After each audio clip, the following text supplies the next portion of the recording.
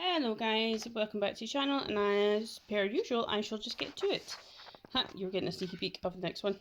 So, I'm actually really quite happy with how these turned out. I utilised the usual geometric and observational methods combined with the good speed, creating the feedback loop. The feedback loop allows you to tweak what you're doing, correct the mistakes that you're making, keep with the positive aspects, see what you're doing correct, try and avoid what you're doing wrong.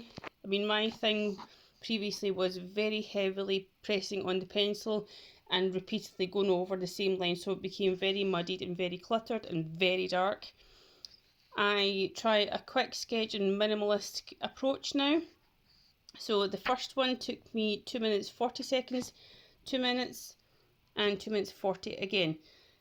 By doing these methods, I am creating a more effective learning method and learning style, and also it's producing very good results compared to what I was like a year ago, 6 months ago, a month ago even.